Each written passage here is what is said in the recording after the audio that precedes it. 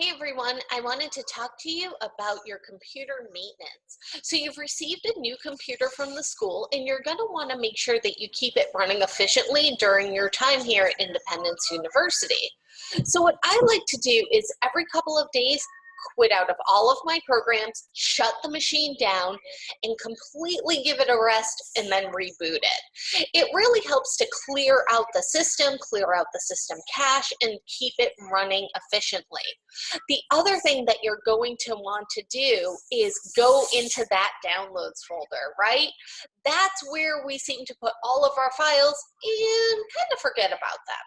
So make sure you open up that downloads folder, clear out all those old downloads, put them in the trash, and then empty the trash. Get into the habit of doing that once a week, and it will keep your machine unclogged. You'll have more memory and it will run better. So I hope that this will help you to keep those machines running well and help you to answer your discussion posts this week. Have a great day, everyone.